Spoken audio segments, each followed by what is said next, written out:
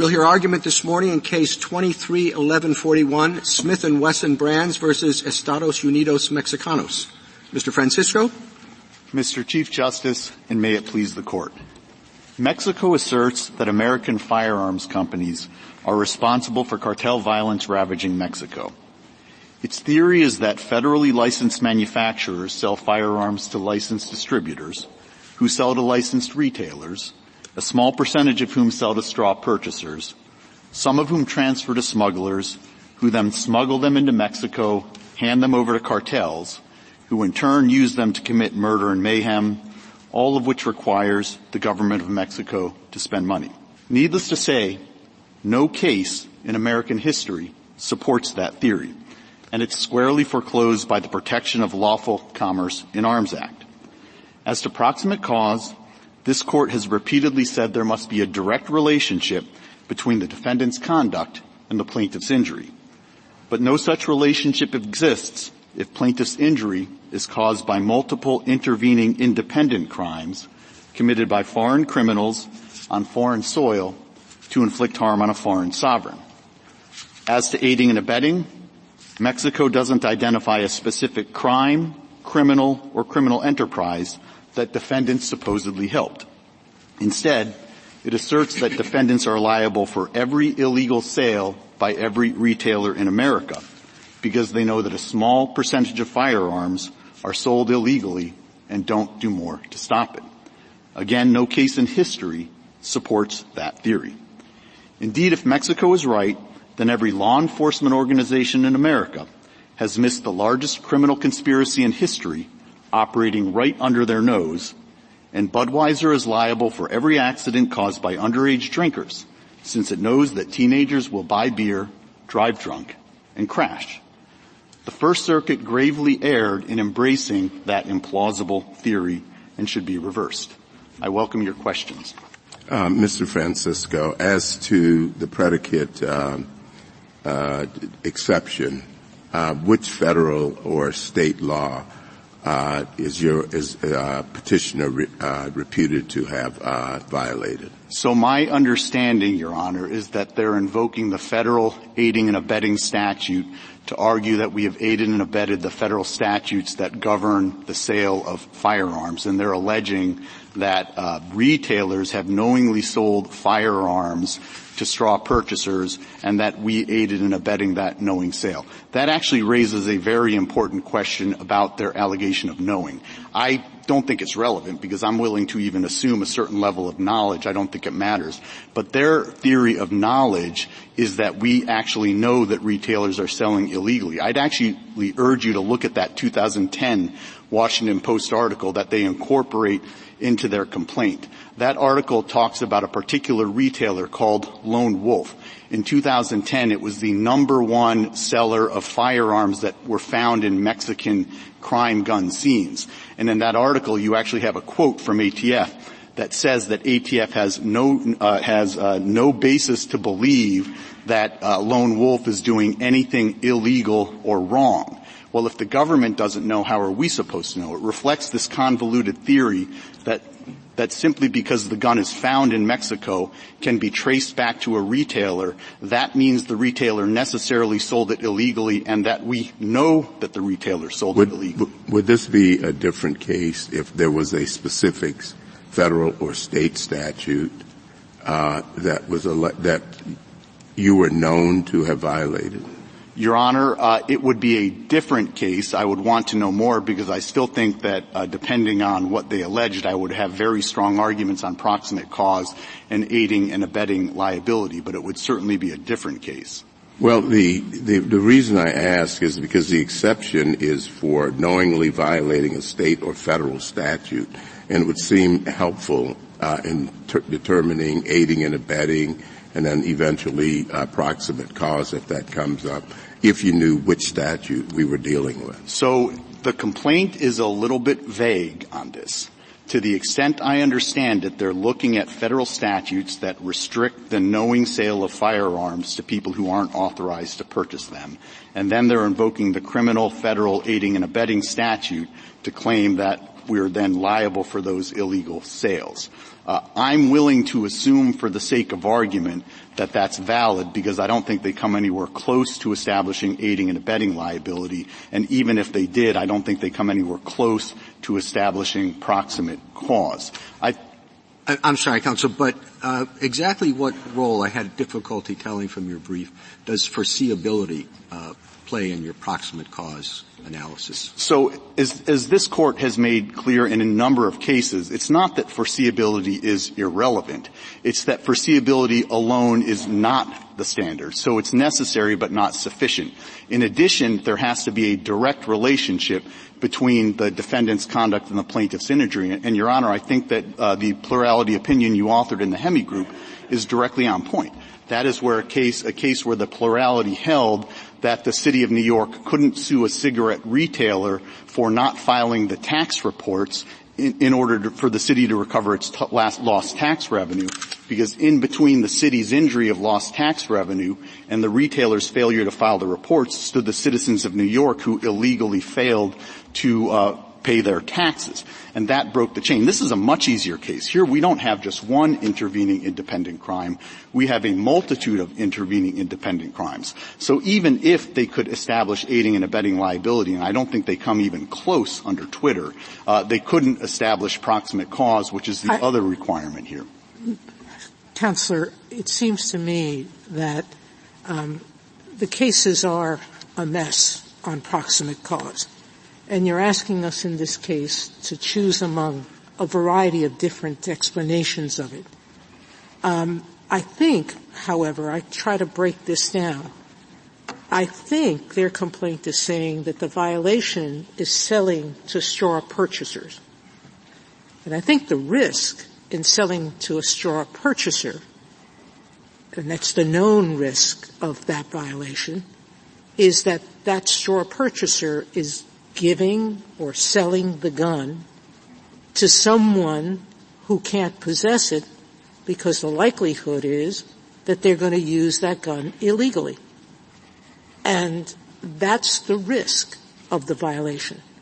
And I think that that's what their complaint says, which is, now, I'm going to put aside the lack of the conclusory allegations, and I agree with your point that they don't really tell us which dealers are doing this, who they're aiding and abetting. There may be a lot of conclusory allegations, but the theory, I think, that they're advocating is if you're selling to a straw purchaser, that's, you know that the risk is that they're giving it or selling it to people who are going to commit crimes. Here, the Mexican cartel. So I don't know if this is a proximate cause case, or it really is what you say it's not, or that the allegations are insufficient for aiding and abetting. I think for us to go into proximate cause opens up a Pandora's box.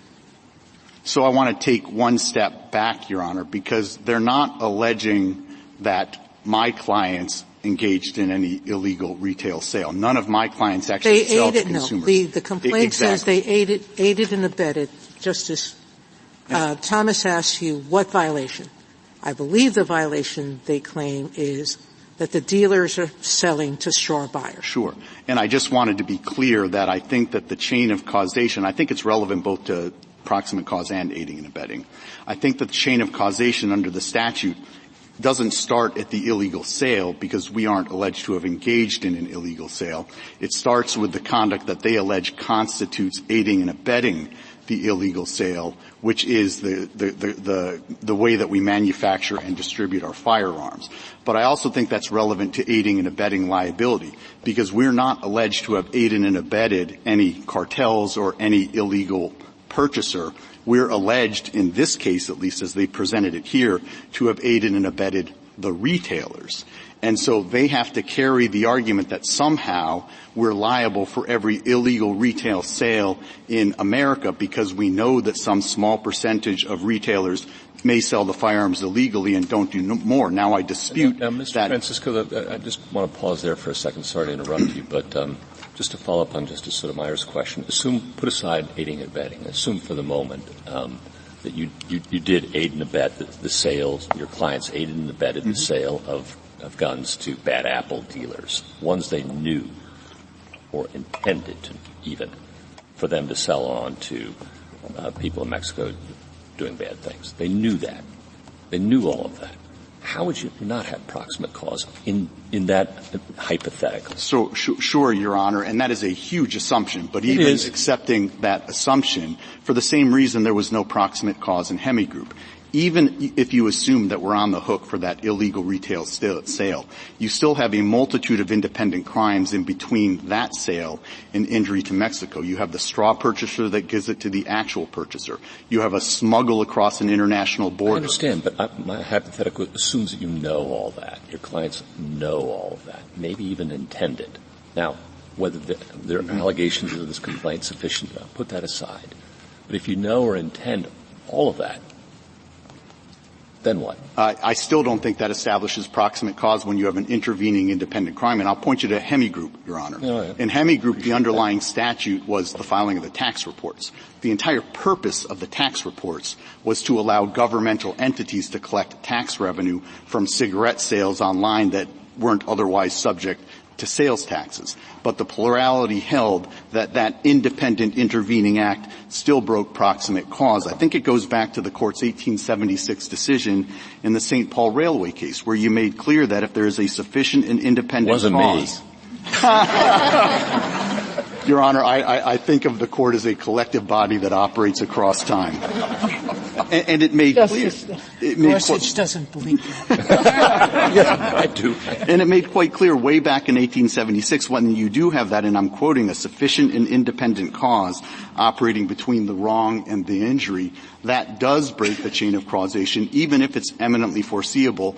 Just like many, many, many years later in the Hemigroup case, the Court concluded the same, even though it was eminently foreseeable that the retailer's failure to file the tax reports could lead to lost tax revenue. Mr. Francisco, can I just put a point on this, because I want to make sure I understand the line of questions you've been asked.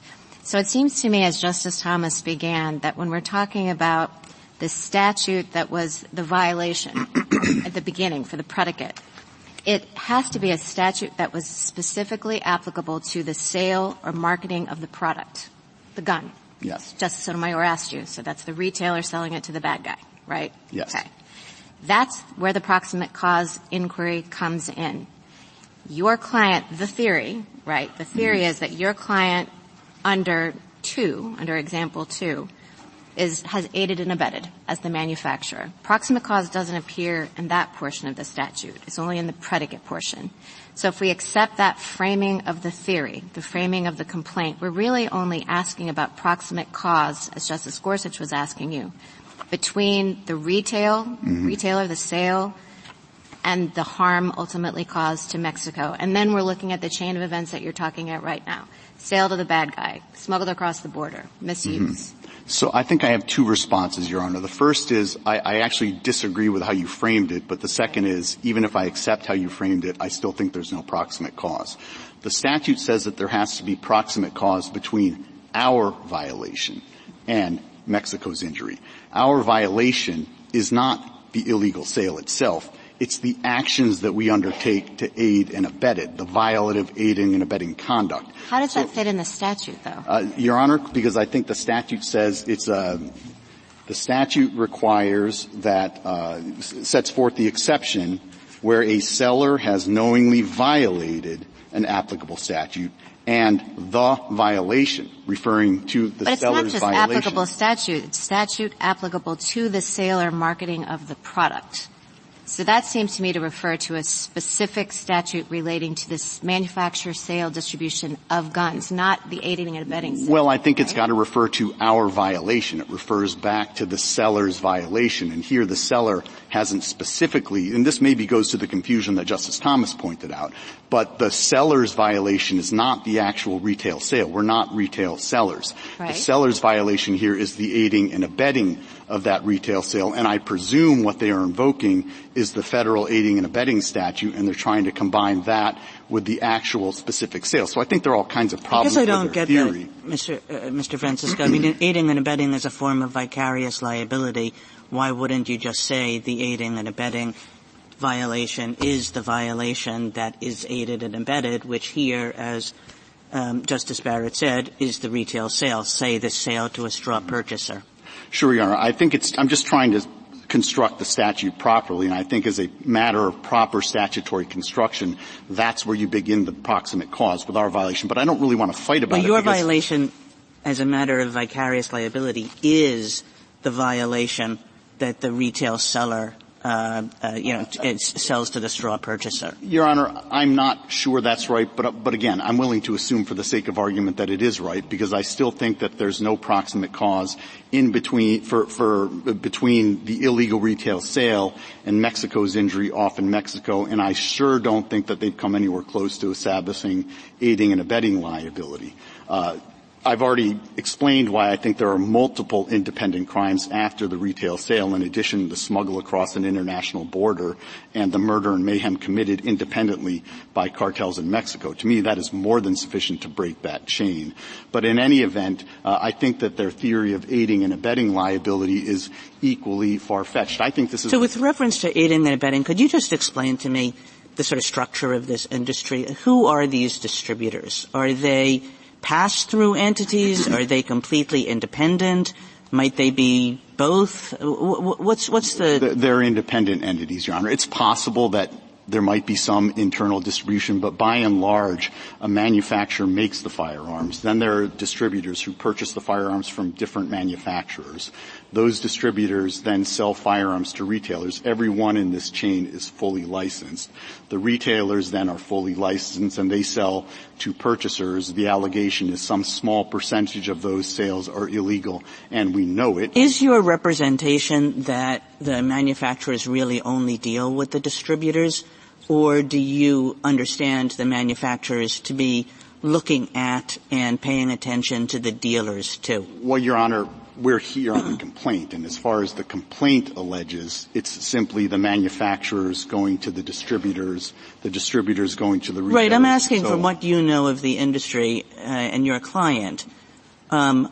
Is the manufacturer essentially dealing with the dealers, or is there like a big roadblock? All right, so which is in the form of the distributors? We're outside of the complaint now, so I want to be very careful, because I don't 100% know the answer to all of your question, but my understanding is that the manufacturers are not generally dealing with the retailers. You do have this tiered distribution chain where they're principally dealing with the distributors to the retailers, and so on. I think that the reason this is such an implausible aiding and abetting theory is because I actually think this case is a lot easier than the Twitter case in a number of different respects. First of all, Twitter, you actually had a specific criminal, ISIS. You had a specific crime, the Reina nightclub attack, and the defendants were actually providing that product to that criminal.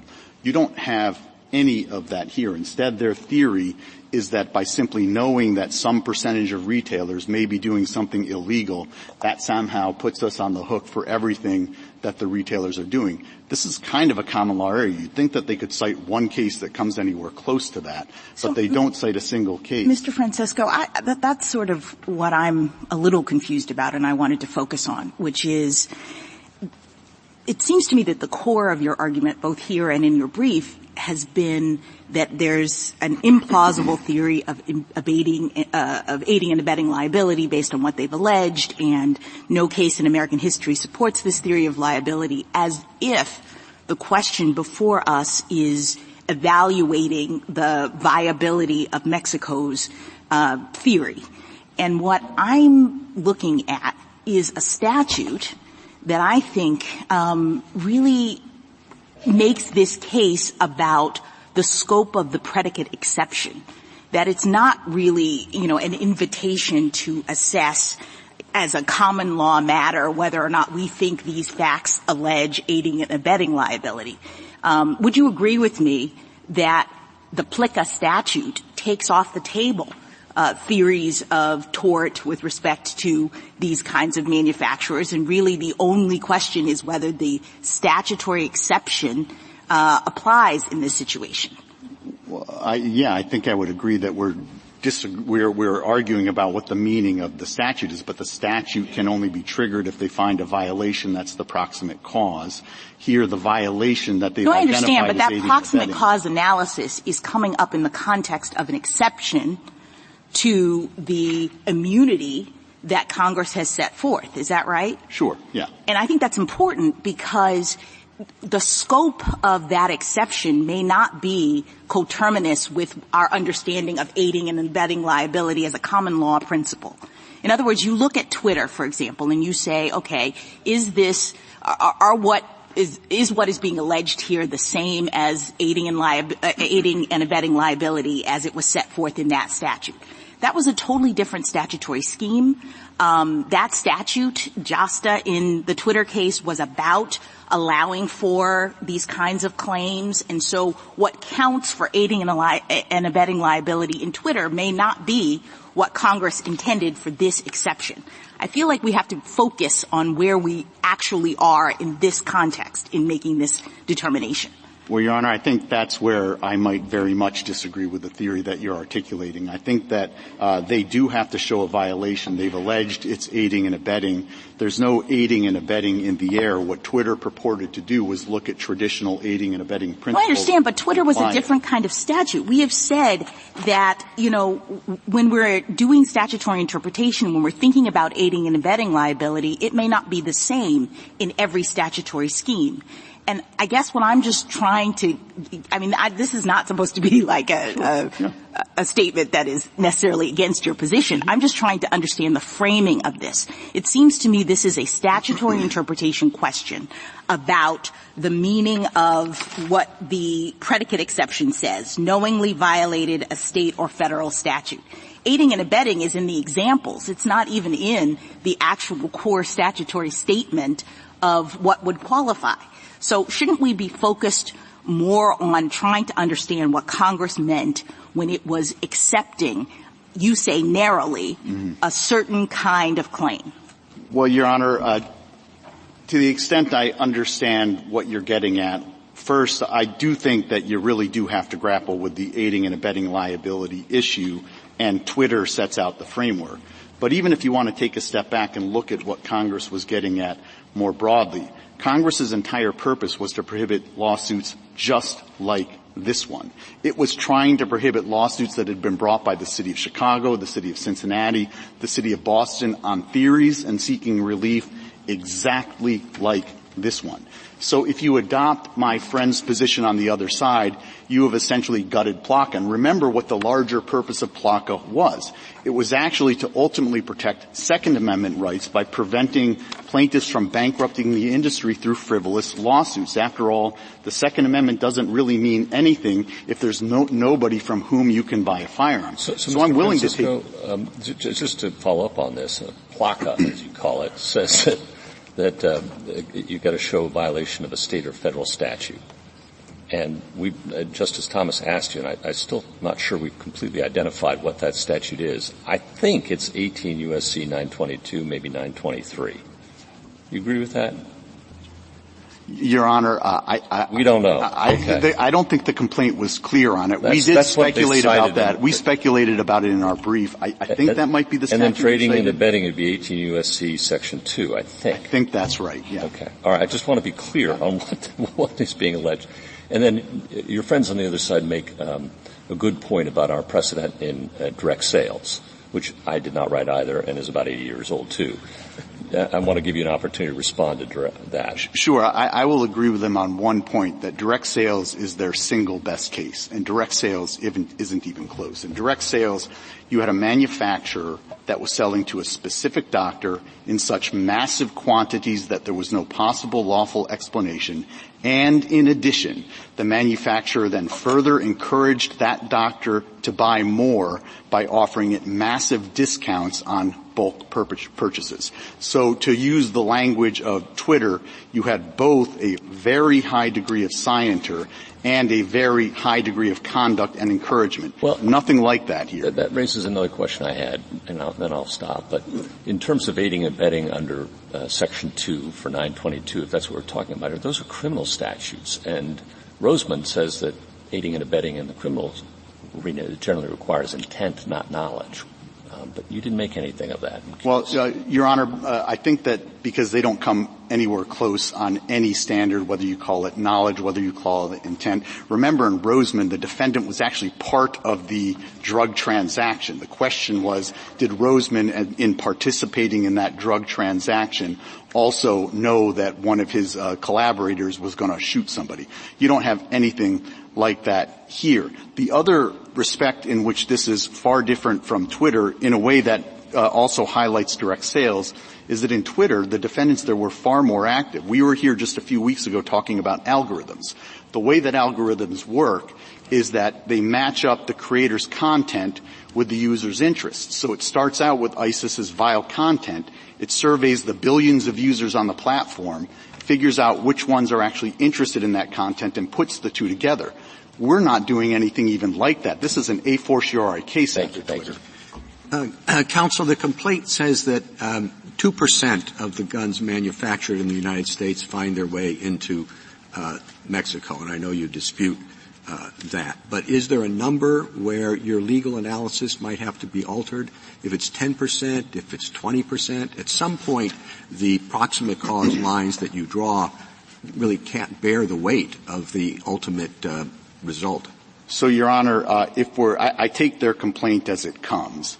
If we're talking about proximate cause, I don't think that the percentage would actually matter when you have a multitude of intervening independent crimes. In Hemi, for example, I don't think it would matter whether the city was losing, whether everybody was not paying their taxes in New York City or just a small percentage were not paying their taxes in New York City. What mattered is that you had the independent decision of the New York City taxpayers not to pay their taxes that broke that chain. Here you have a multitude of intervening independent crimes, so I don't think that percentage would matter at all on my Well, I mean, at some point it must matter. I mean, I understand you don't want your theory about the different steps, but if it ends up that most of your product or whatever number you want to get to a change in your view ends up there, you've got to know that, and if you know that, do you still have to go through the intricate step by step, or can you just say this is what they make and pick whatever number you want? 70% of it ends up in Mexico. I still think you do have to go through that analysis, Your Honor. But even if you disagree with me, I'm willing to accept the allegations in their complaint and the number of 2%, and to be quite confident that that is not enough for proximate cause, particularly when their theory is that simply because a firearm was found in Mexico at a crime scene and can ultimately be traced back to a particular retailer that sold it in the first instance, that means that the retailer illegally sold it and that we knew the retailer illegally sold it. Even the ATF and the federal government rejects that theory. Thank you. Justice Thomas? Mr. Francisco, in direct sales, there was exactly that, a direct sale to a doctor. And the seller worked closely with the doctor to work around the limitations. In your brief, you summarized the chain that you've mentioned or alluded to a number of times. Mm-hmm. Would you just list the chain for our benefit? Sure. It starts out with a licensed manufacturer, a manufacturer that the federal government says is allowed to make firearms. It then distributes its legal firearms to licensed distributors who the federal government says are allowed to distribute them. They then sell to licensed retailers that the federal government says are allowed to retail. Those retailers, some very small percentage of them, unknown number, but some small percentage of them, transfer those firearms illegally to straw purchasers. The straw purchaser then hands it over to the actual purchaser. You then have a smuggle across an international border, yet another violation of law. The smuggler then presumably gives it to the cartels who are illegally possessing the firearm in Mexico under Mexican law, as my friends have described it. Then the Mexican cartels engage in murder and mayhem against the good people of Mexico, all of which in turn causes the Mexican government to have to spend money to respond to that murder and mayhem. With respect, there's not a single case in history that comes close to that. They don't even cite cases that find a manufacturer, I think, ever liable for the unlawful criminal misuse of its products, other than the cases that PLCAA was meant to prohibit, and perhaps other than the Avis case, the Florida Supreme Court case. But they certainly don't cite anything that comes close to that chain of causation, which is more extreme than the cases that PLCAA was meant to prohibit. Justice Alito? Justice Sotomayor? Justice Kagan? So suppose, Mr. Francisco, and this is not the complaint in this case, so I'm making changes to it. Suppose there's a manufacturer and it deals directly with a network of dealers, or there's a wholesaler and it deals directly with a number of dealers. I think one of the defendants in this case is a wholesaler. Either way, let's assume you have a manufacturer / wholesaler that deals directly with a network of dealers. And suppose that that manufacturer does have knowledge that a particular dealer does more than the usual share of straw transactions, and also knows that more than the usual share of guns wind up in Mexico, and particularly at Mexican crime scenes.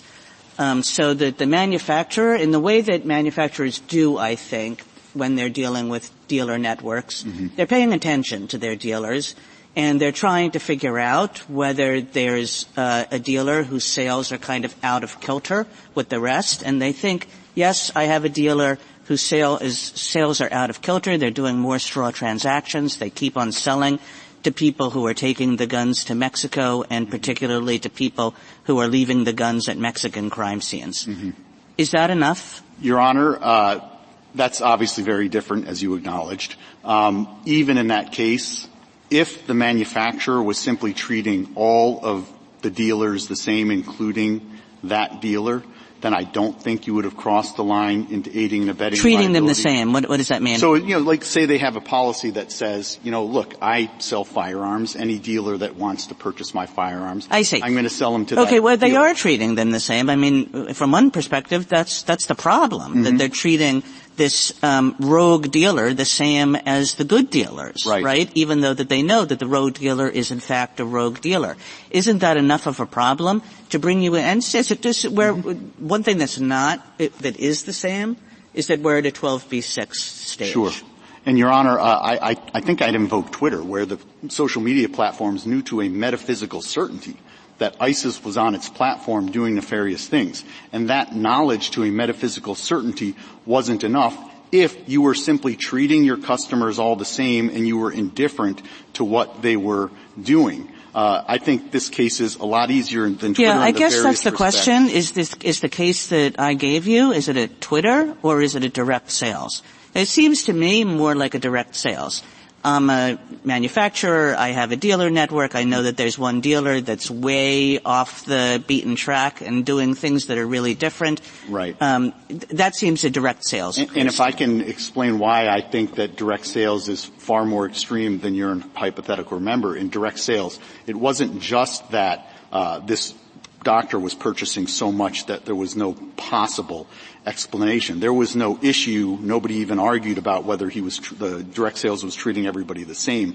But in addition, what that manufacturer was doing was explicitly encouraging that doctor, who it was knew was already illegally prescribing, to do it even more. There's an example in the facts, for example, where the doctor orders 2 batches of pills, one for 1,000 pills and another for 100 pills. And direct sales comes back and says, don't do that. I'm just going to cancel your 100 order because I'll sell you another 1,000 pills at this massive discount. So you not only had a high degree of knowledge, you had a very high degree of conduct with the manufacturer actually encouraging. So you think that's necessary to direct sales, that there's a kind of encouragement in addition to a realization that your products are being used in this way for these purposes. Yeah, I think that's the necessarily implication of Twitter, where you had knowledge to a metaphysical certainty that one of your customers was doing something bad. But what the opinion makes clear is that simple knowledge doesn't get you across the line unless you're, in addition, acting in an unusual way. How about if the conduct is like, and we do this for everybody, don't get me wrong, we do this for everybody, but it's particularly maybe important to Mexican gang members, is that we make it so that you can easily scrape off serial numbers. And we construct a set of products that are obviously useful in their characteristics for cartel members. Well, Your Honor, the more you ratchet up the facts and make them cartel-specific, I think the closer you do get to direct sales. Those allegations are in this complaint. Right? That the manufacturers have basically designed and manufactured a set of weapons with a set of characteristics that are peculiarly useful for criminal activity. Well, and that's where I don't think you would be getting anywhere close. If we simply make our firearms in a way that the general public likes, and we allow whoever wants to buy our firearms, and we know, as in Twitter, that some percentage of them are going to do something wrong, that's not the type of affirmative action that gives rise to aiding and abetting liability. After all, the social media platforms and Twitter did know that ISIS was on their platform. They were much more active than we are in the ways that I've already described. This court said as a matter of law on a motion to dismiss that wasn't even close enough because there was no unusual treatment of ISIS relative to any other customer. Thank you. And there was no affirmative conduct towards ISIS. Justice Gorsuch? Just one question. Is there any reason for us to reach the proximate cause question if we conclude for aiding and abetting that you win? If you rule for us on aiding and abetting, that will completely dispose of the case. The reason to also address proximate cause is because it's an extraordinarily important issue that I think applies in many different contexts, which is why there's such a broad range of amici in this case that go well beyond the firearms industry. So while you could completely resolve it on aiding and abetting, I would urge you to address proximate cause as well. Justice Jackson? So, Mr. Francisco, I'm just trying to understand what you mean by resolve it on aiding and abetting liability. Don't we have to have a conception of aiding and abetting liability that is specific to this statute? You seem to be drawing on others, and I thought we took a statute-by-statute approach to aiding and abetting liability. We've held as much. We've said that before. Well, Your Honor, in Twitter, you were applying aiding and abetting principles that arose in the context of a murder when you were talking about social media platforms. I think the whole point of Twitter was that there is a set of general aiding and abetting principles, and that is the law that informs what aiding and abetting is. I don't even know how you would do this kind of statute-specific aiding and abetting liability outside of the general principles of aiding and abetting. Well, I thought we were only looking at aiding and abetting to the extent that Congress mentions that in an example in the statute. So what we're really doing is trying to understand what Congress intended with respect to the exception that it put in this statute. And so to the extent that it references aiding and abetting liability in one of the examples, that is just to illuminate the meaning of the statutory terms that exist there, right? I mean, it's sort of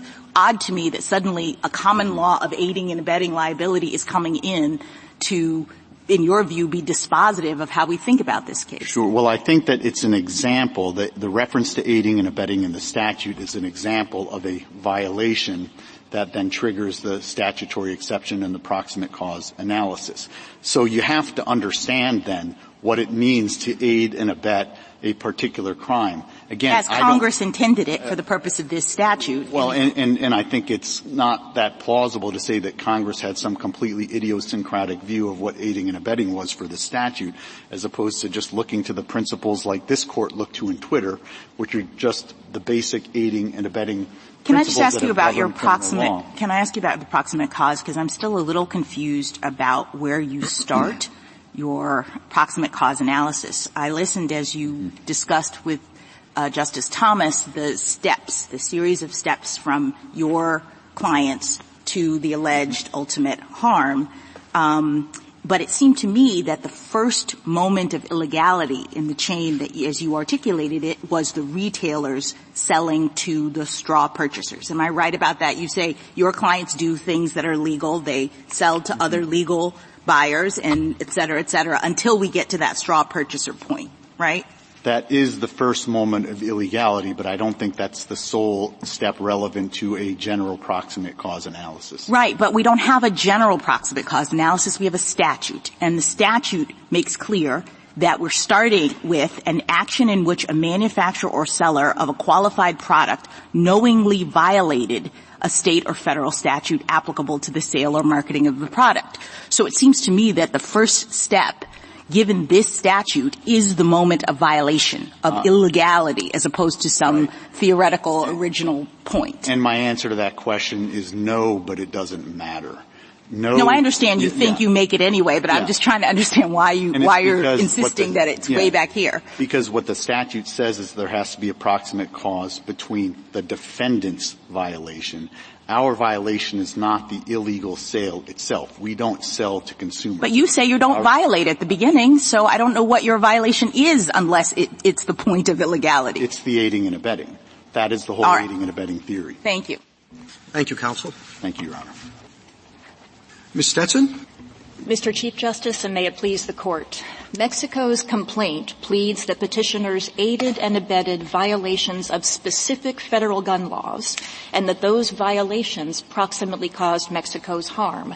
That satisfies PLCAA's predicate exception. First, the complaint details that petitioners deliberately supply the illegal Mexican market by selling guns through the small number of dealers that they know sell a large number of crime guns and who repeatedly sell in bulk to the cartel traffickers.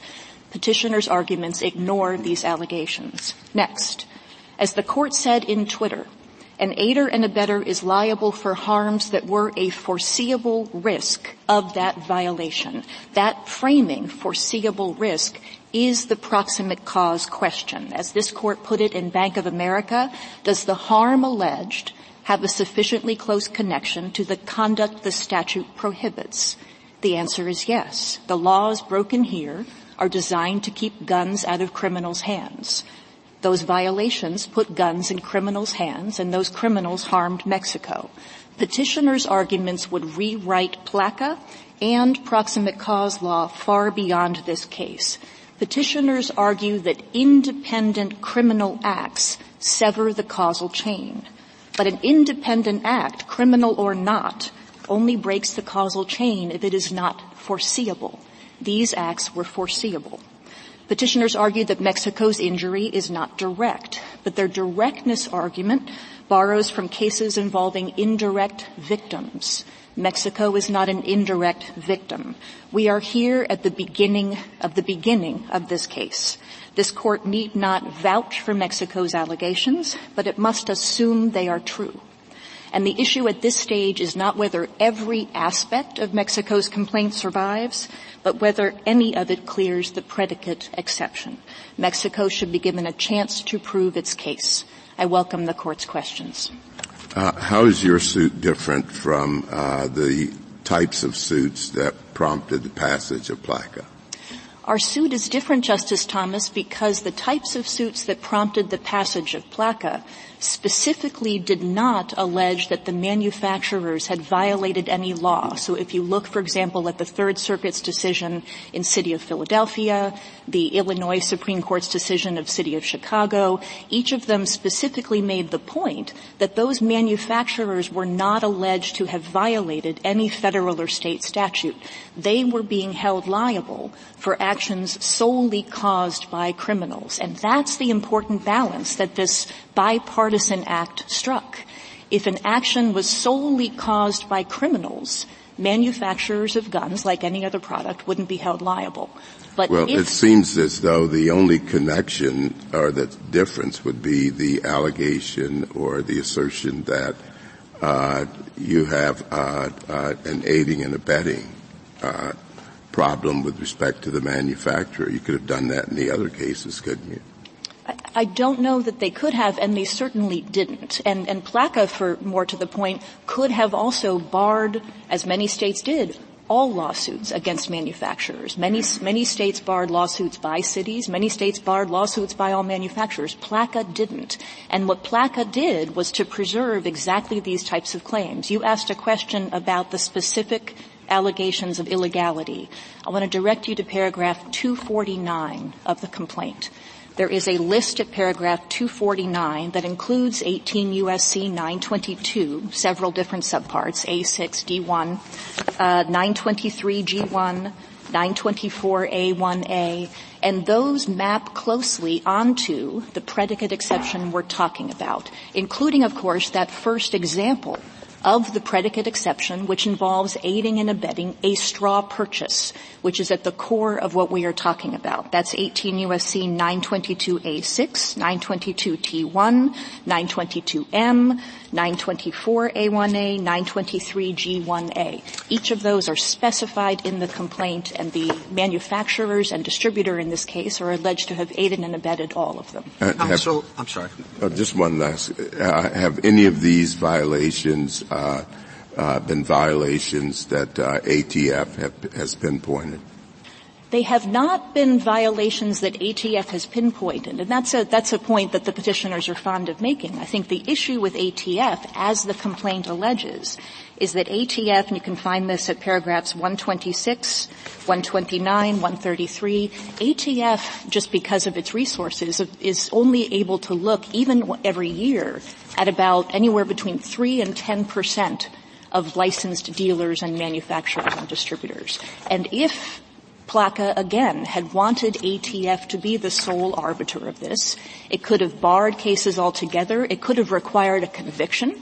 It could have required the stripping of a license before any of these allegations were allowed to go forward. It didn't do any of those things in the predicate exception. Counsel, in his argument this morning and also in his brief, Mr. Francisco focused on two particular cases, the Twitter case, of course, and you engaged with that in your brief, but also Hemi Group, and you cite that once in a string cite at page 42 of your brief. I wanted to give you an opportunity to say a little bit more about that. Certainly. So Hemi Group, of course, is pertains to the proximate cause issue. And Hemi Group, I think, is in a line with all of the cases that talk about what my friend Mr. Francisco calls direct harm. And that's something that you heard a lot in his argument. Direct came up a lot. Independent came up 13 times. Direct harm, if you look at Hemi Group, if you look at Associated General Contractors, Holmes, ANZA, Bridge, there is a list of proximate cause cases. And if you look at each of them, what you will find is that the issue there was that the victim who was bringing the complaint was an indirect victim. So this court, like many of us, finds it hard to speak with one voice on proximate cause. One of the few times it has is in Lexmark. And what Lexmark says is the reason for that directness requirement is that there ordinarily is a discontinuity between the injury to the direct victim and the injury to the indirect victim, so that the latter is not surely attributable to the former. That, I think, is an important component of the proximate cause argument, and I want to touch on this independent idea because it came up so much.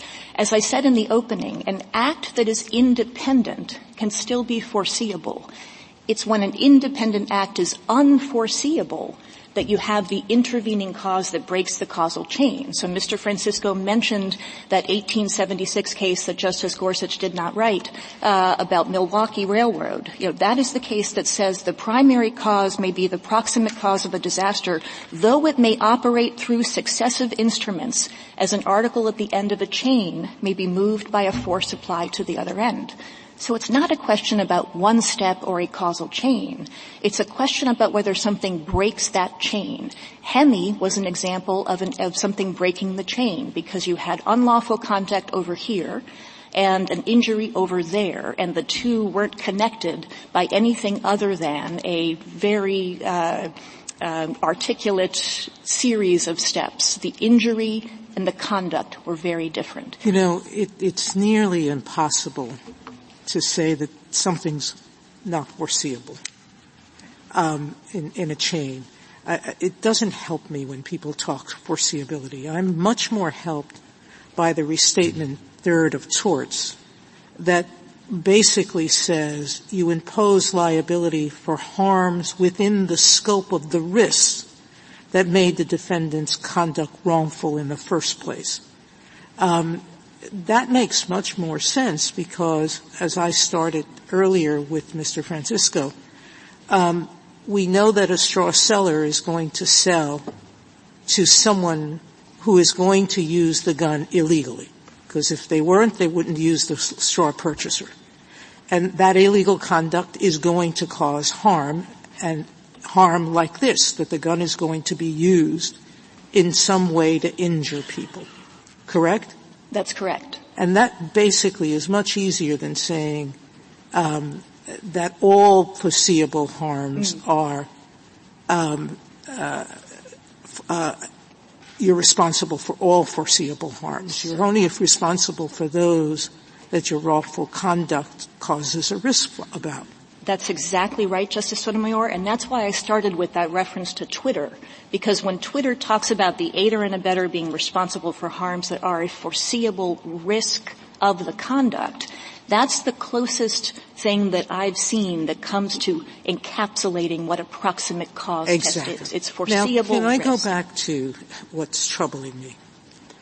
You have the manufacturers aiding and abetting, in your theory, by producing guns that are singularly attractive to the cartel because they're designed in a particular way that cartel members like because they're showy.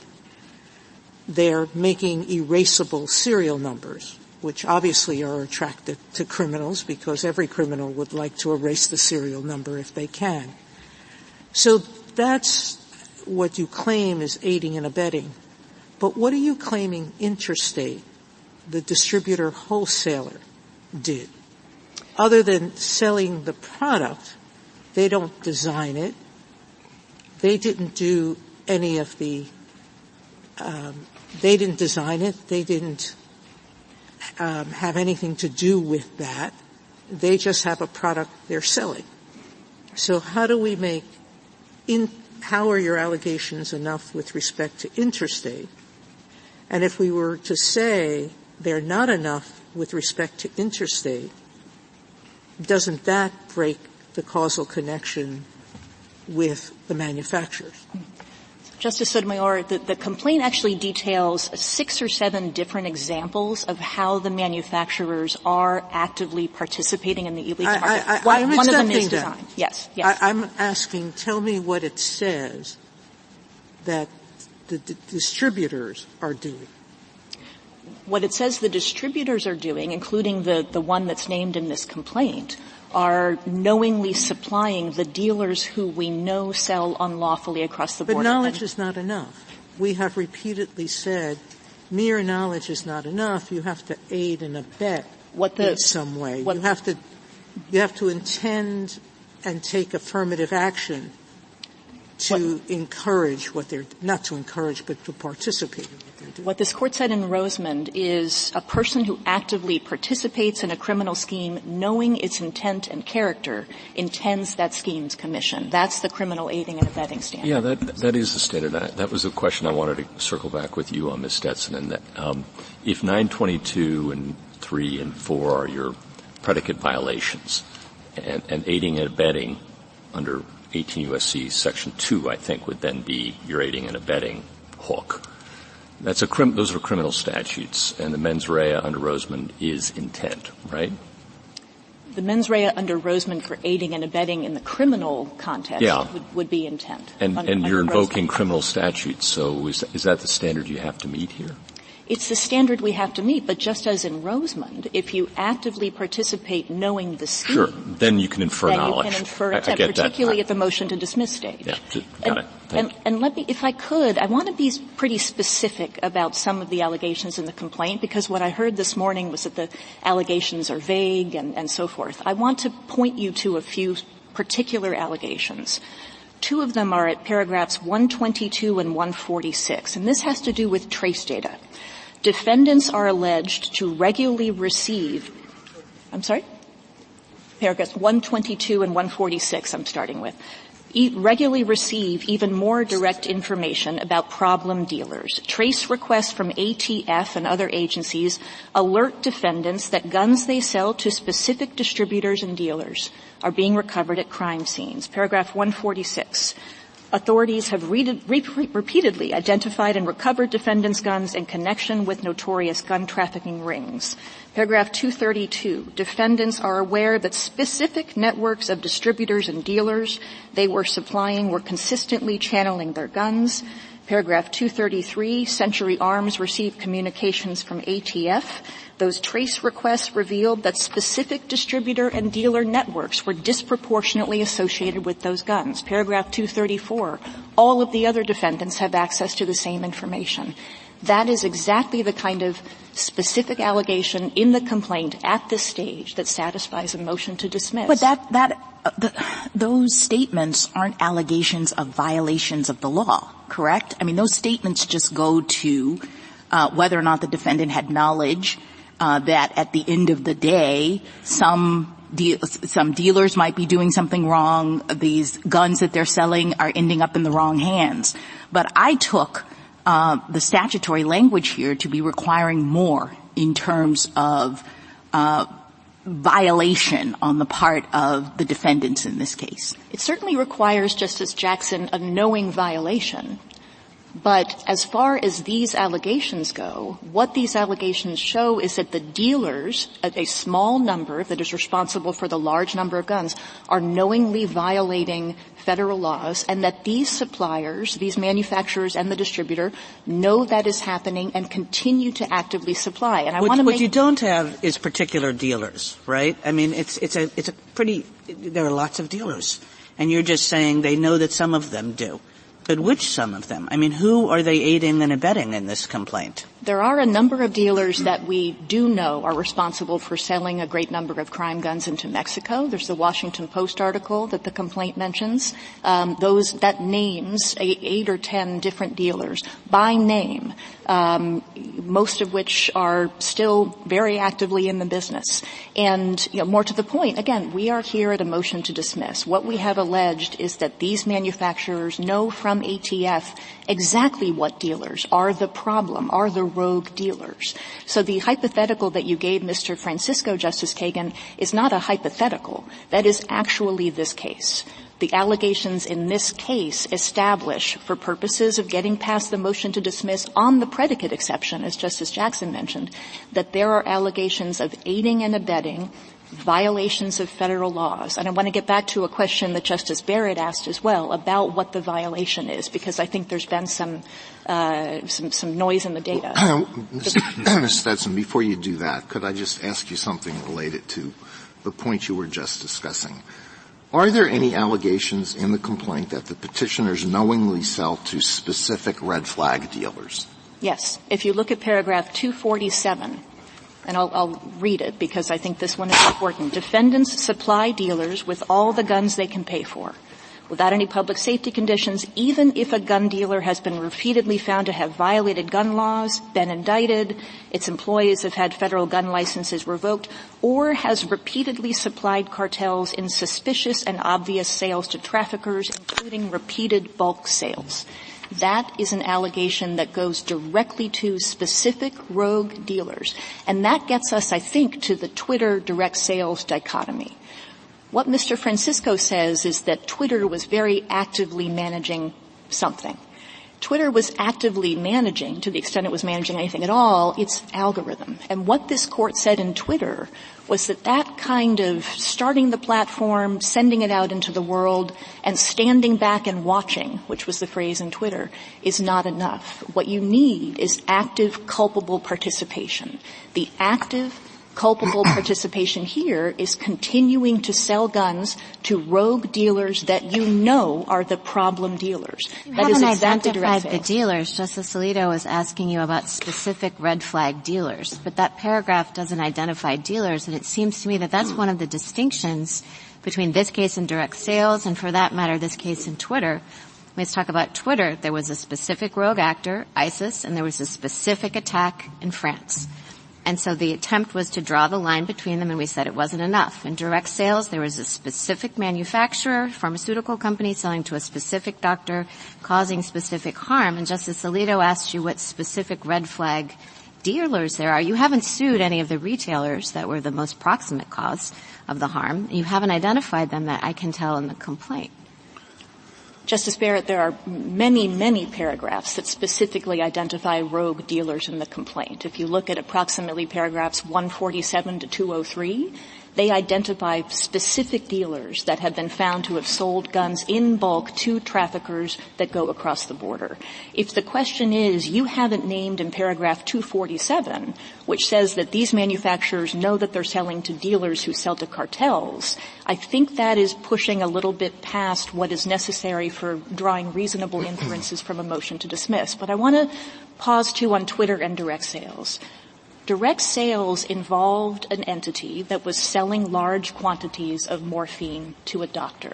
The entity was licensed, the doctor was licensed. And if you look at direct sales, what direct sales says is that the quantities that were at issue were in line with that defendant's marketing practices. There was nothing unusual about the quantities at issue there. What was unusual in that case, and what is different in that case, is that direct sales manufacturer did not know that that specific doctor was a problem. It had been put on notice that there were other doctors who were selling lots of their products to people who shouldn't be getting them. But unlike this case, where these manufacturers and the distributor are alleged to know who the dealers are and what problems they are causing, the manufacturer that was held liable for criminal conspiracy in direct sales didn't know anything about that doctor. All it knew was that the doctor kept sending them legal order forms, and they kept fulfilling the orders. That was direct sales. This case is much like direct sales, if not stronger, for that reason. What do you do with the suggestion on the other side and in the amicus briefs that your theory of aiding and abetting liability would have destructive effects on the American economy in the sense that, as you've read in the briefs, lots of sellers and manufacturers of ordinary products know that they're going to be misused by some subset of people. They know that to a certainty, that it's going to be pharmaceuticals, cars, what you can name lots of products. So that's a real concern, I think, for me about accepting your theory of aiding and abetting liability. And relatedly, you've referred often to the motion to dismiss, of course, as you're well aware. Getting past that is often the whole thing. So I don't think we can just rely on the motion to dismiss. But the broader point, I'd be interested in your reactions, how we rule for you but don't cause that problem that is identified with great force in the briefs. Sure. So let's take Budweiser as an example. As you heard Mr. Francisco say today, if Budweiser had was alleged to have a practice of selling bulk quantities of Bud Light to liquor stores that were arranged next to high schools, and it was selling more and more into those high schools, knowing that those liquor stores were regularly serving underage students. And in fact, the Bud Light designed to put out a new can that says "Best Prom Ever" and sold it right into that high school. That is the allegations in this case. If you have a product manufacturer of a dangerous product that is alleged to have done all of the things knowing who they're selling to and what is being done with that product, then and only then, I think that product manufacturer has a problem. If you look at the examples that are given in PLCAA that aren't at issue in this case, the examples that the congressmen and senators were concerned about in PLCAA were when a car dealer sells a car to someone who later drives drunk, when Campbell's is sued because someone is killed with a soup can. Those are the things that PLCAA was concerned about. This case marches through in detail allegations taken as true at this stage that these manufacturers know that they are selling a dangerous product to specific rogue dealers who are selling to straw purchasers for the cartels across the country. I'm sorry, I cut off your sentence. Did you? What if a beer manufacturer knows that the per capita beer sales in a small college town are, 50 times more than another town without a college there. Is that enough?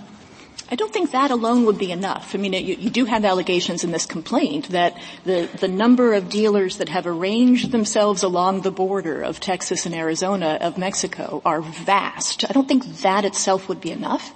It would be, the dealers are there, what they're selling, who the bad apple dealers are. Because we're not talking about every dealer in the country. We are talking about a small percentage of retailers responsible for about 90% of the crime guns that are found.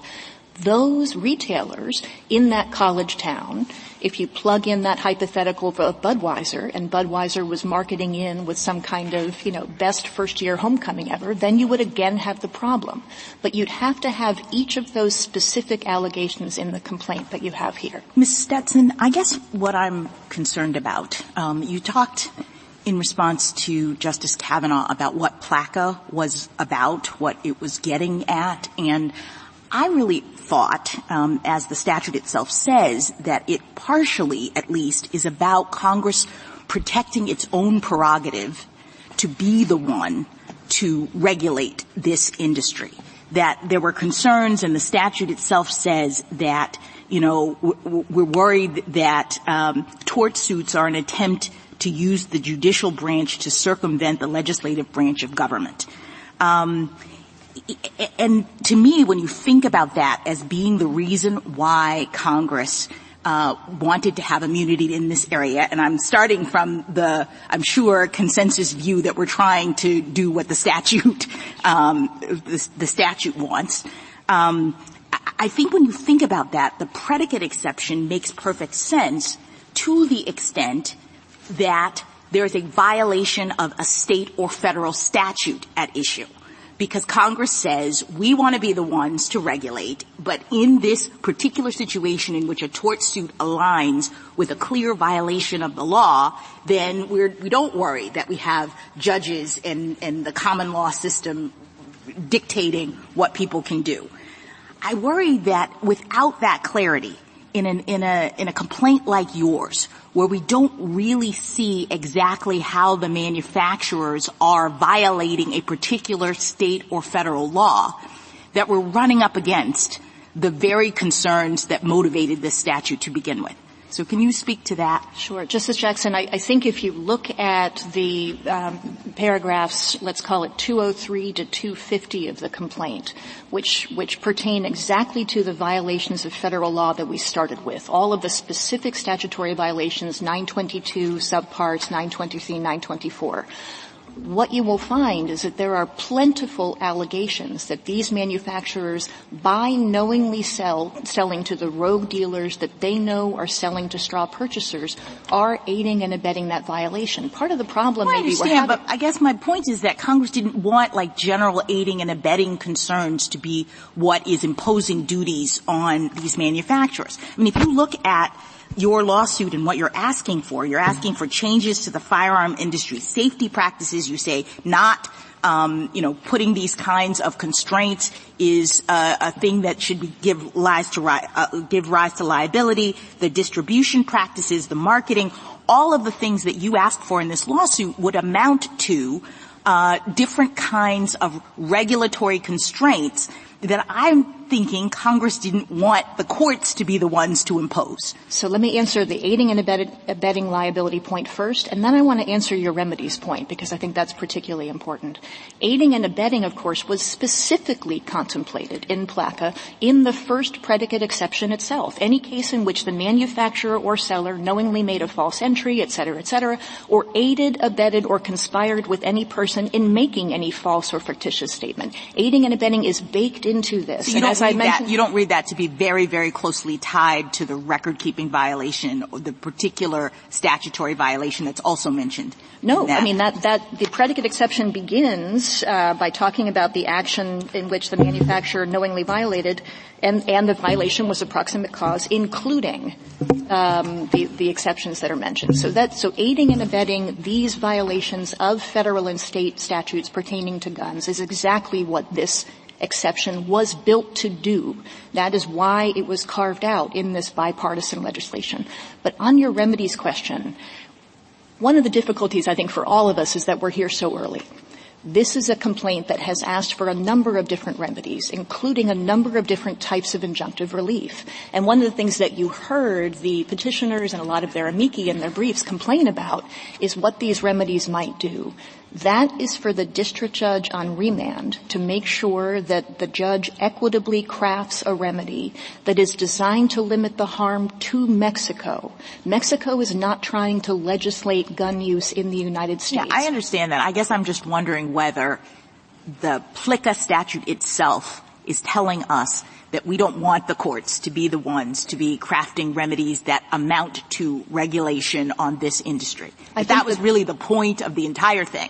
And so to the extent that we're now reading an exception to allow the very thing that the statute seems to preclude, I'm concerned about that. Justice Jackson, if PLCAA had wanted to preclude any lawsuit against a manufacturer, including for instances where the manufacturer had committed a wrong, it could have done that, as so many different states, in fact, did. What PLCAA did in this effort, which, as I mentioned, was joined by members of both parties, was to carefully carve out circumstances where the manufacturer or the seller was alleged to have done something wrong. The thing they were concerned about was lawful design and manufacture and sale of product and injuries solely caused by others. That is replete throughout the purpose section of PLCAA. PLCAA could have been designed quite differently. It was designed this way for a reason, so that harmful actions by manufacturers and sellers breaking the law could continue to be remedied. That was exactly the point. You've mentioned about 4 times that it was bipartisan. What's the relevance of that to our interpretation? I think yes, I haven't gotten to 13 times yet, but 4 will do. The fact that it's bipartisan, I think, points out, particularly in this climate, that what was being challenged there were really unusual lawsuits that really weren't showing up in any other part of the economy against the manufacturers of a lawful product, selling their product lawfully, distributing their product lawfully, where no allegations were made in those prior lawsuits about unlawful behavior. That was what PLCAA carefully carved out. What it left, among other things, were actions for things like negligent entrustment, product liability. And product liability is interesting, by the way, because you probably noticed this as well. Product liability specifically says you can sue for product liability, but if it was a criminal act, then that act becomes the sole proximate cause. That, of course, is very different from the violation of which is or a proximate cause, which is what you see in the predicate exception. I think that language difference is very important. Thank you, counsel. I'd like to ask you pretty much the flip side of the question I asked your friend on the other side, which you allege that 2% of the guns manufactured in the United States make their way to Mexico. I assume the volume of that is critical to your argument. And I just want to know how much is enough. If it's 1% or a more minuscule amount, where's the floor? So 2% is always a question that begs the question of what. And here, what you have is data in the complaint that says, this is paragraph 438, between 342,000 and 597,000 of defendants' guns. And remember, this is not the entire industry we're here talking about. So up to 600,000 of defendants' guns are likely trafficked into Mexico every year. That's your 2%.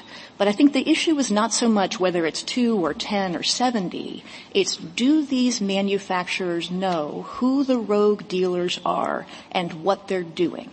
And this complaint, in all of those paragraphs that I read to you earlier and many others around them, specifically says these manufacturers know the trace data that show the dealers, that show the bulk sales that are being made to traffickers who come in repeatedly over a short period of time and bring the guns into Mexico where they're found at crime scenes. That, I think, more than percentage is important. You emphasize you have a number of criteria or examples. You know, the gun says this, or it looks like a military weapon and it has an American flag. And, you know, Zapata's quote about better to die on your feet than live on your knees.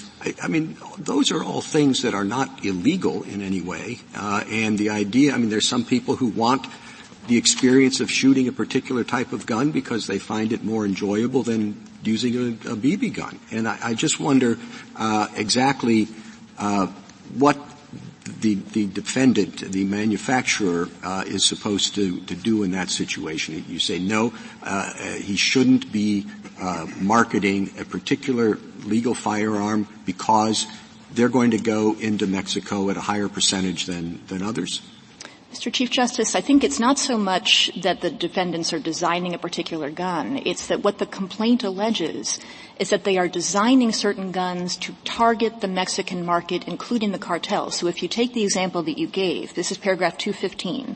Colt produces 3 models of guns that it specifically targets to the Mexican market: the Super El Jefe, the Super El Grito, and the Emiliano Zapata 1911. These are coveted by the cartels, and you can see evidence of this as paragraphs 217, 218, 219, 220, and they are smuggled into Mexico in volume, which you can also find in the. Do you know what the percentage of those guns that are sold in the United States compared to the ones that are found in Mexico is? I don't know, but again, the percentage, I think, is less important than the allegation that they are smuggled into Mexico in volume and coveted by the cartels, including being found on the person of many cartel chiefs who have been arrested. Thank you. Justice Thomas? If there's no earlier finding of a violation, how is that done within the context of a civil suit like this? If there's no earlier finding of a violation, because of course as I think you're getting at, the predicate exception doesn't require one. There's another exception that does. I think what you would find are that at the motion to dismiss stage, the question is simply, has there been a sufficient allegation of aiding and abetting in order to get you past the predicate exception?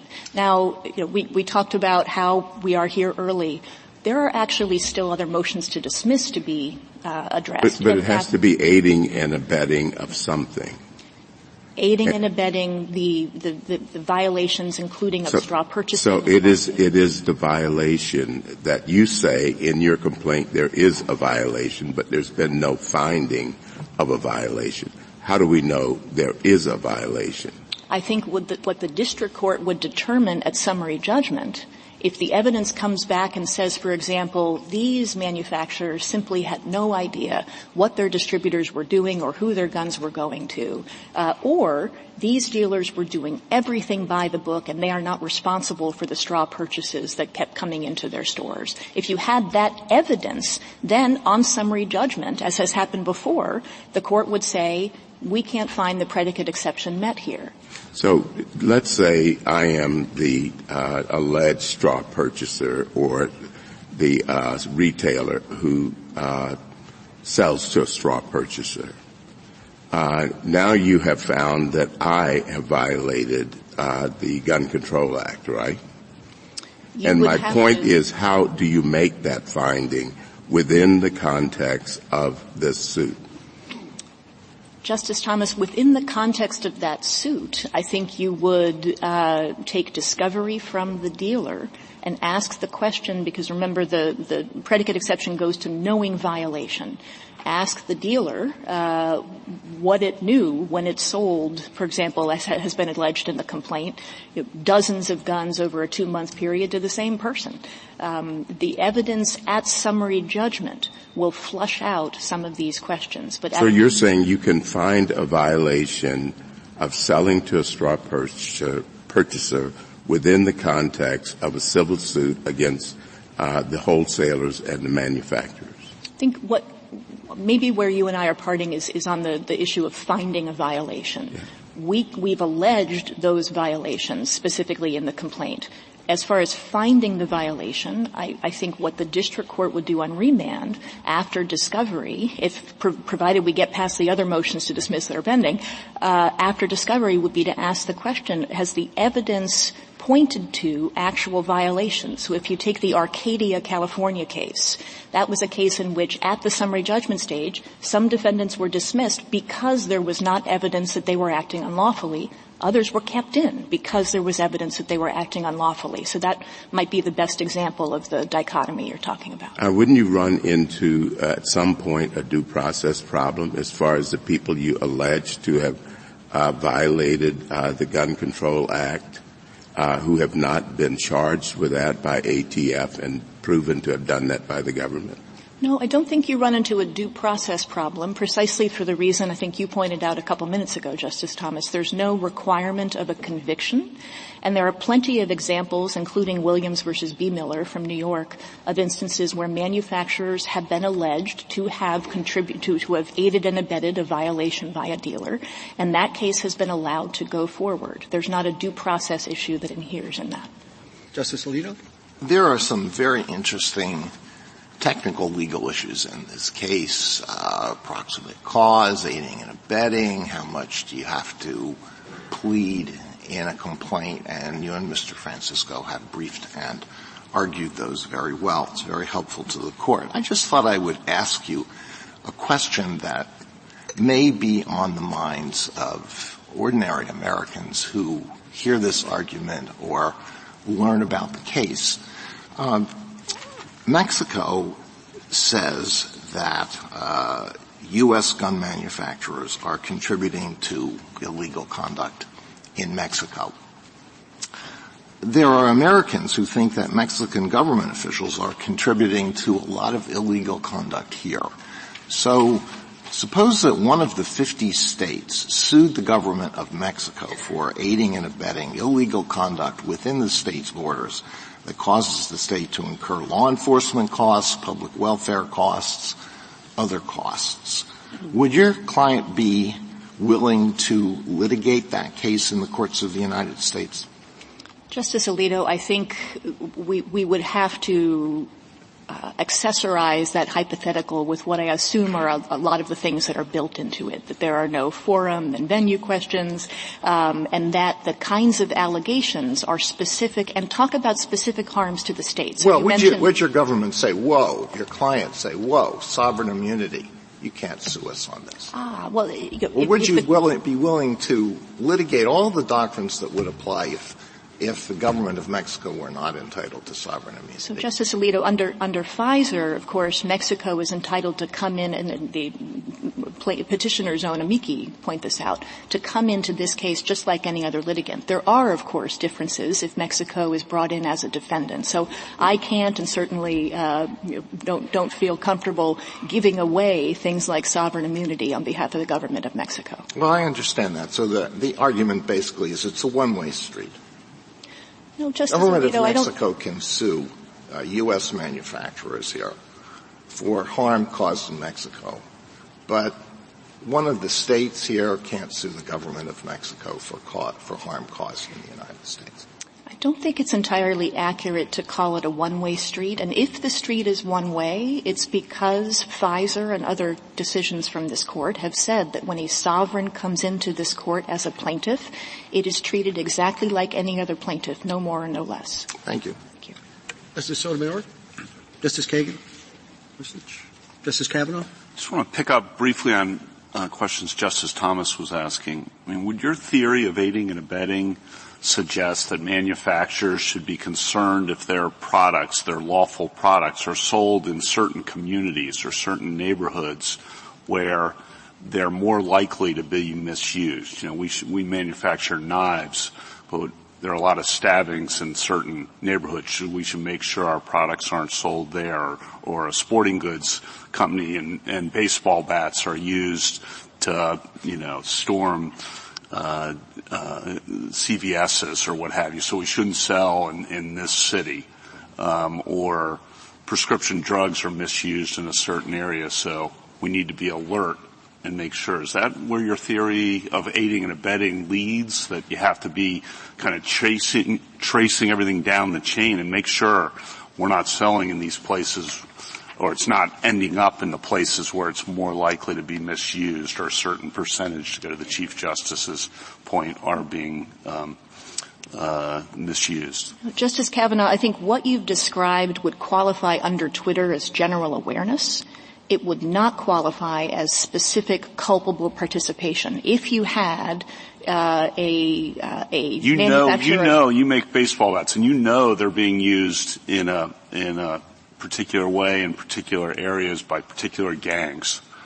And you should, so therefore, we got to make sure that we're not selling to those sporting goods stores that are in particular neighborhoods. I think that the first lawyerly response is that guns and drugs tend to be treated differently than things like knives and baseball bats. But even that aside, if you knew that your baseball bats prescription drugs were being sold into a particular pharmacy, and this has happened, of course, in the opioid cases, were being sold into a particular pharmacy at, in a small town at numbers that were simply insustainable, and you knew that you were continuing to sell after being told by the federal government that you were selling into a rogue dealer, and you continued to sell into that dealer, then yes, you would have a problem. Thank you. Justice Barrett. Justice Jackson? But do you concede that you would have a problem or not depending upon how the statute is worded? I mean, we're in a statutory scheme here. We're not just doing aiding and abetting liability as a matter of common law. Don't you agree? I do agree with that, Justice Jackson, but I think the fact that we're in a statutory scheme is an important element of centering this case where it is now. That's why I said earlier we are at the beginning of this case. I understand. I guess just quickly in response to what Justice Kavanaugh was just exploring with you, the facts that he laid out seem to me to be covered by this particular PLCAA immunity. That Congress looked at that situation and said, the term qualified civil liability action, which you can't bring in court, means a civil action resulting from the criminal or unlawful misuse of a qualified product by the person of a third party. So in other words, Congress started with Justice Kavanaugh's example. My product is being used by third parties in criminal ways, and they said immunity. So to read the exception to that as essentially capturing the same facts if you know that your product is going to these people seems odd to me. Justice Jackson, what Congress said was immunity unless. And the predicate exception that we've been talking about says immunity unless the manufacturer is alleged, among other things, to have aided and abetted violations of federal gun laws. Thank you. That's the important point. Thank you, counsel. Thank you. Rebuttal, Mr. Francesco. Thank you, Mr. Chief Justice. Just a few points. First, Justice Thomas, as to one of your questions, if they're right under PLCAA, this would in fact revive the exact same lawsuits that PLCAA was meant to prohibit. If you look at Mexico's complaint, the underlying torts alleged, which is what they're seeking relief on, are the exact same torts that were at issue in all of the other cases. The violations only come in their effort to get around PLCAA and fit with one of its exceptions. But if you accept their interpretation of the PLCAA exception, you will have revived exactly the same type of lawsuit that PLCAA was meant to prohibit when they adopted the statute in the first place. Secondly, my friend talked about some paragraphs in their complaint, but I think that their complaint makes quite clear what their basic aiding and abetting theory is. Paragraph 228, and this is an allegation that they repeat throughout. Each defendant's policy is to sell its guns to any and all federal firearms licensees. That is anyone that the federal government says that we can sell to.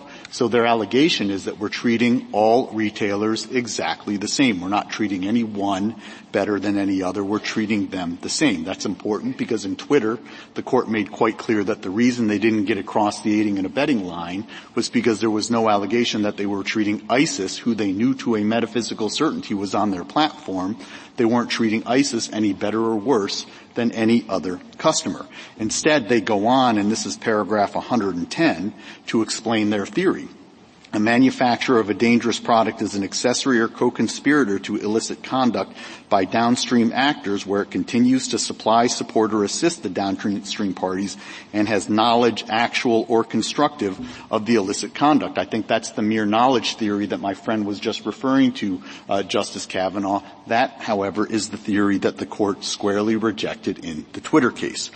Turning to foreseeability, Mr. Chief Justice, there was an exchange with my friend on the case law, where I think what I heard her say was that an intervening independent act didn't break the chain if it was foreseeable. Well, I would say that that is completely inconsistent with this Court's repeated statement that foreseeability alone isn't the standard. It's also completely independent with the Hemi Group case that did not involve a derivative injury. New York City was the only plaintiff that could sue for the lost taxes that New York City suffered.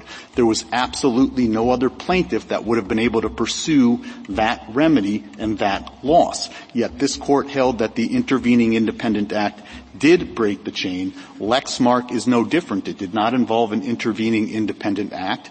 If I trick consumers into not buying my competitor's products, I've directly harmed my competitor. There is no intervening independent act.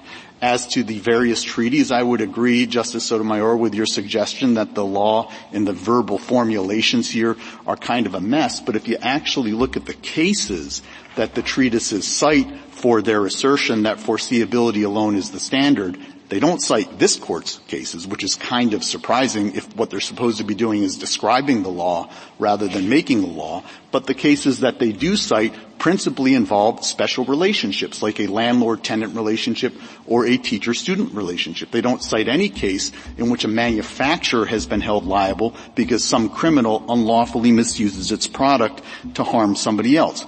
My friend again emphasized the Washington Post article. I would urge you to read that article from beginning to end. I think it's very helpful in illuminating how even their theory of mere knowledge doesn't make sense.